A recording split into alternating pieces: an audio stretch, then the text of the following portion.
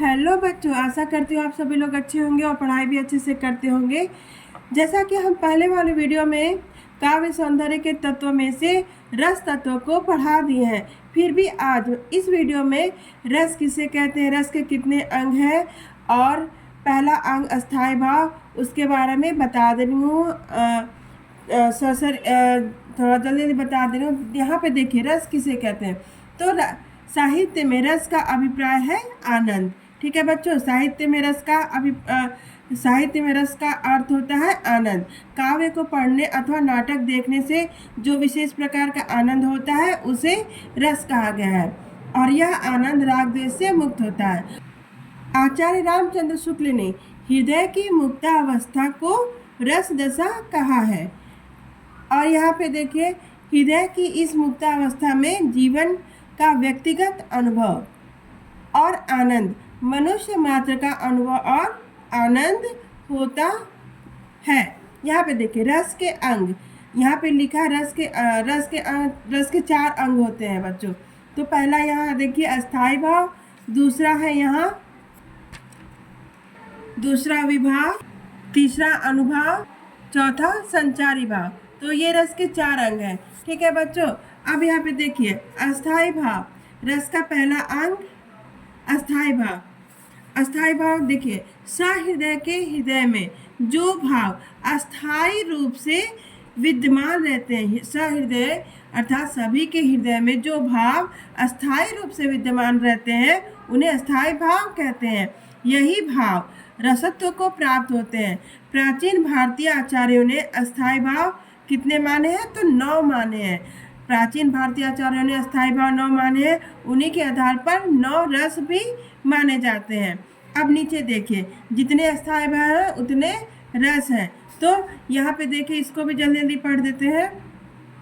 जैसे रति अस्थाई भाव का रस हो जाएगा श्रृंगार, हास्य नामक अस्थाई भाव का हास्य, शोक नामक अस्थाई भाव का रस होगा करुण, ऐसे ही क्रोध नामक अस्थाई भाव का रस हो जाएगा रौद्र, उत्साह का वीर, ऐसे ही भय नामक अस्थाई भाव का भयानक रस हो जाएगा, जुगुप्सा अस्थाई भाव का विभत्स हो जाएगा, विस्मय अस्थाई भाव का अद्भुत रस हो जाएगा, निर्वेद अस्थाई भाव का शांत रस हो जाएगा। अब यहाँ पे देखिए, बाद में वात्सल्य नाम का 10वां रस भी स्वीकार किया गया। इसका अस्थाई भाव अनुराग है। जब देखिए, जब प्रेम बालक के प्रति होता है, यहाँ पे रति कहिए या प्रेम, जब प्रेम बालक के प्रति होती है तो वात्सल्य रस, और जब भगवान के प्रति होती है तो भक्ति रस की निष्पत्ति होती है। अब चलिए, अब हम विभाव के बारे में जानेंगे। अब हम रस का दूसरा अंग विभाव के बारे में पढ़ेंगे। तो विभाव किसे कहते हैं? जिसके कारण सहृदय को रस प्राप्त होता है वह विभाव कहलाता है। वह क्या कहलाता है? विभाव, अर्थात अस्थाई भाव का कारण विभाव है। जिसके कारण अस्थाई भाव का कारण विभाव है, अर्थात जिसके कारण अस्थाई भाव जागृत होता है उसे विभाव कहते हैं। अब यहाँ पे देखिए बच्चों, विभाव 2 प्रकार के होते हैं, आलंबन विभाव, उद्दीपन विभाव। ठीक है बच्चों, विभाव कितने प्रकार के होते हैं? 2 प्रकार के, आलंबन विभाव, उद्दीपन विभाव। अब हम आलंबन विभाव और उद्दीपन विभाव को क्रम से जानेंगे। आलंबन विभाव किसे कहते हैं और उद्दीपन विभाव। तो चलिए बच्चों, आलंबन विभाव देखा जाए किसे कहते हैं। आलंबन विभाव वह कारण है जिस पर भाव अवलंबित रहता है, अर्थात जिस व्यक्ति या वस्तु के प्रति मन में रति आदि अस्थाई भाव उत्पन्न होते हैं। यहाँ पे समझ रहे हैं बच्चों आप? जिस व्यक्ति या वस्तु के प्रति हमारे मन में रति हुआ, भय हुआ, हास हुआ, यह सब अस्थाई भाव उत्पन्न होते हैं उसे आलंबन कहते हैं। और जिस व्यक्ति के मन में अस्थाई भाव उत्पन्न होता है उसे आश्रय कहते हैं। यहाँ पे समझ लीजिए आलंबन विभाव। ठीक है बच्चों, यहाँ पे आलंबन विभाव को भी 2 भागों में बांटा गया, आश्रय आलंबन, विषय आलंबन। आलंबन विभाग को कितने भागों में बांटा गया है? 2 भागों में, आश्रय आलंबन, विषय आलंबन। अब फिर से हम इसको बताते हैं, ठीक है। यहाँ से देखिए बच्चों, आलंबन विभाग वह कारण जिस पर भाव अवलंबित रहता है, अवलंबित रहता है।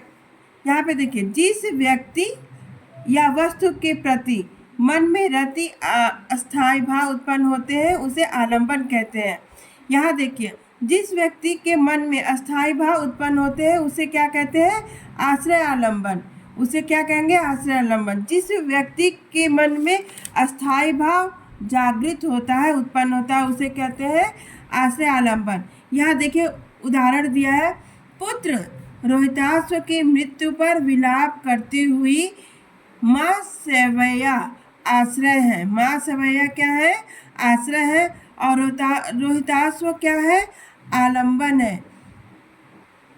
यहाँ रोहिताश्व आलंबन है, जिसके कारण माँ सवैया, जिनके हृदय में शोक नामक अस्थायी भाव जागृत हो रहा है, किसके कारण? मृत अवस्था में पड़ा रोहिताश्व को देखकर, मृत अवस्था में पड़ा रोहिताश्व को देखकर माँ सवैया के हृदय में शोक नामक अस्थायी भाव जागृत हो रहा है। यहाँ कौन सा अस्थायी भाव है? शोक नामक अस्थायी भाव है। तो यहाँ पे रोहिताश्व क्या हो जाएगा?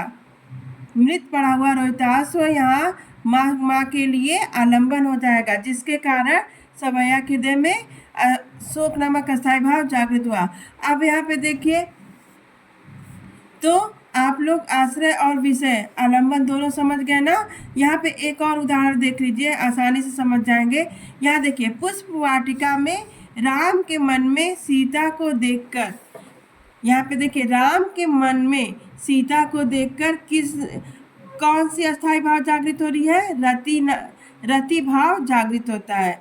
राम को देखकर सीता के मन में रति भाव जागृत होता है, इसलिए यहाँ पे राम कौन से आलंबन हो जाएंगे? आश्रय आलंबन। राम क्या हो जाएंगे? आश्रय आलंबन। और सीता कौन सी आलंबन हो जाएंगी? विषय आलंबन। सीता जी क्या हो जाएंगी? विषय आलंबन। ठीक बच्चों, अब हम उद्दीपन विभाव के बारे में पढ़ेंगे। यहाँ देखिए, जो आलंबन द्वारा उत्पन्न भाव को उद्दीप्त करते हैं, अर्थात और भी तेज करते हैं। आलंबन द्वारा उत्पन्न और किसी वस्तु व्यक्ति को देखकर किसी के हृदय में अस्थायी भाव जागृत होता है और उस अस्थायी भाव को और तीव्र कर दिया जाता है। किसी के कारण वह अस्थायी भाव और तीव्र हो जाता है और उद्दीप्त हो जाता है, उसे हम क्या कहते हैं? उद्दीपन विभाव। जैसे भय अस्थायी भाव को उद्दीप्त करने के लिए सिंह का गर्जन, उसका खुला मुंह, जंगल की भयानकता आदि क्या हो जाएगा? उद्दीपन विभाव, जिससे भय नामक अस्थायी भाव और तीव्र हो जाता है। आश्रय आलंबन और अधिक डर जाता है। आगे देखिए, यहाँ पे उदाहरण दिया गया है। जैसे यहाँ पे एक और उदाहरण दिया है, प्रकृति वर्णन, चांदनी रात, कोकिल कूजन, एकांत स्थल आदि ये रति नामक अस्थायी भाव को और उद्दीप्त करते हैं। यहाँ देखिए, आलंबन की चेष्टाएं जब उद्दीप्त होते हैं, जब रति नामक अस्थायी भाव और अधिक उद्दीप्त होते हैं तो किस प्रकार की चेष्टाएं होते हैं? नायक नायिका की चेष्टाएं।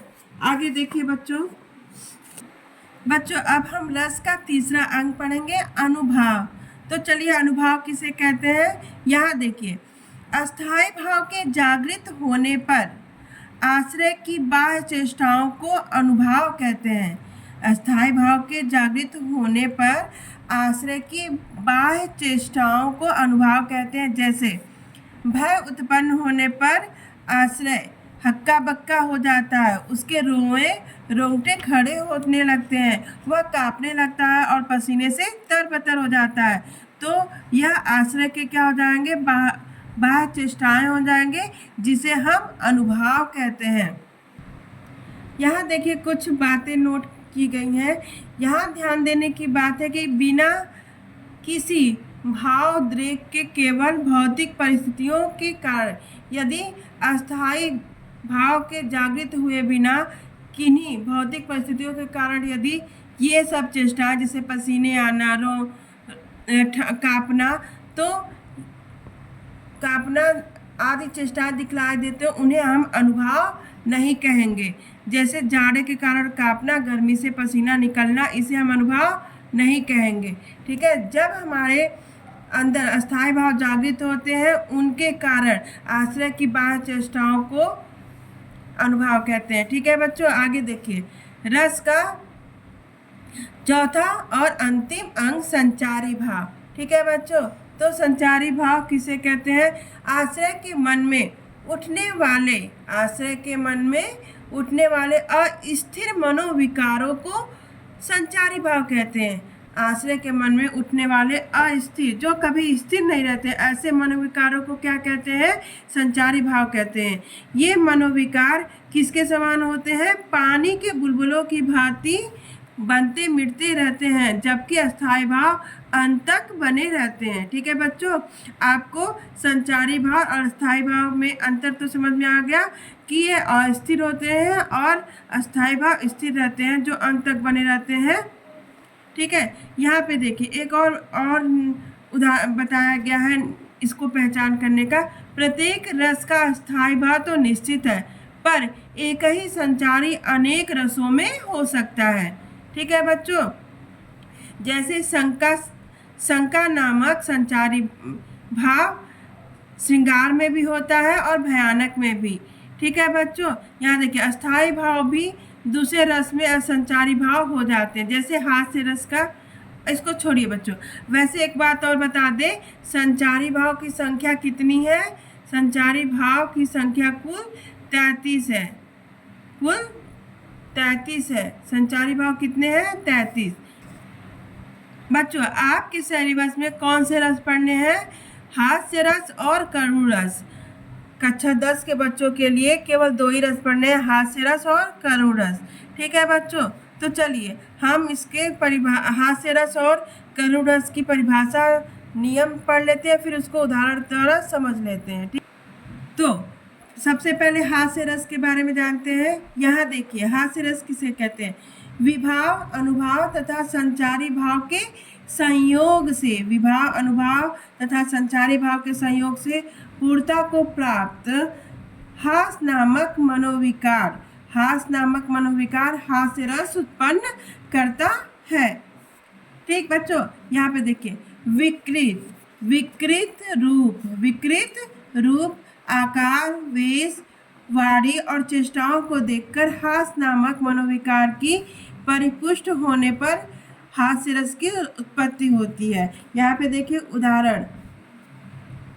हंसी हंसी भाजे देखी दुल्हा दिगंबर को, पाहुनी जे आवे हिमाचल के उछा में, कहे पद्माकर सुकाहू सो, कहे को कहा, जोई जहाँ देखे सो हंसई तहाँ राह में, मगन भई हंसे गगन महेश ठाड़े, और हंसे एऊ हंसी हंसी उमाह में, शीश पर गंगा हंसे भुजनी भुजंगा हंसे, हास ही को दंगा भयो नंगा के विवाह में। तो यहाँ पे देखिए आप लोग को समझ में आया? इस छंद में महादेव जी आलंबन है, क्योंकि उन्हीं को देखकर हंसी आती है। उनकी विलक्षण वेशभूषा क्या है? उद्दीपन है। अतिथि स्त्रियों का हंसना, भागना, खड़ा रह जाना आदि क्या है? अनुभाव है। भय, हर्ष, चपलता क्या है? संचारी भाव है। इनके संयोग से हास्य रस की निष्पत्ति हुई है। एक और उदाहरण देख लीजिए हास्य रस का। विंध्य के बासी उदासी तपो व्रत धारी, महाबिनु नारी दुखारे, गौतम तीय तरि तुलसी, सो कथा सुनी भे मुनि वृंद सुखारे, वह शिला सब चंद्रमुखी पर से, पद मंजुल कंज तिहारे, कि नहीं भली रघु नायक जू, करुणा करी कानन को पग धारे। तो आप लोग को यहाँ समझ में आ रहा है? कि विंध्याचल में जितने भी तपोव्रत धारी हैं बड़े ही दुखी हैं, क्योंकि जब से उन्होंने सुना है कि तुलसीदास के प्रभु श्री राम ने जैसे ही शिला को छुआ, श्रापित गौतमी माता थी, उनको उनके पति ने ही श्राप दे दिया था कि तुम पत्थर क्यों जाओ। तो जैसे ही तुलसीदास के प्रभु श्री राम आते हैं, उस शिला को छूते हैं, तो गौतमी माता अपने सच्चे स्वरूप में प्रकट हो जाती हैं। तो यह सब सुनकर, यह सब प्रभु की यह सब लीलाएं सुनकर विंध्य में तपस्वी सब सुखी का अनुभव करते हैं कि प्रभु श्री राम हमारे यहाँ पे भी विराजमान हो और यहाँ के पत्थरों को छुएं, जिससे यहाँ के भी पत्थरे सुंदर नारी के रूप में प्रकट हो जाए। तो ये हास्य रस के रूप में उदाहरण है। यहाँ देखिए, अब करुण रस। अब हम करुण रस के बारे में जानेंगे। शोक नामक अस्थाई भाव, शोक नामक अस्थाई भाव, विभाव, अनुभाव तथा संचारी भाव के संयोग से करुण रस की निष्पत्ति होती है, अर्थात प्रिय वस्तु तथा व्यक्ति के नाश या अनिष्ट से हृदय में उत्पन्न क्षोभ के कारण करुण रस कहते हैं। यहाँ देखिए उदाहरण, श्रवण की मृत्यु पर उनकी माता की यह दशा करुण रस की निष्पत्ति करती है। जैसे देखिए, यहाँ पे मैं हिंदी बता दे रही हूँ। जैसे सर्प अपने मणि के खोने पर अपना सिर पटक पटक कर फन पटकता है, उसी तरह अपने पुत्र के वियोग में श्रवण की माता अपने सिर को पटक रही हैं। तो यहाँ पे देखिए, मणि खोए भुजंग सी जननी, फनसा पटक रही थी शीस, अंधी आज बनाकर मुझको किया न्याय तुमने जगदीश। तो यह किस रस का उदाहरण है? करुण रस का। धन। तो आपका यह काव्य सौंदर्य के तत्व से रस तत्व समाप्त हो गया। धन्यवाद बच्चों।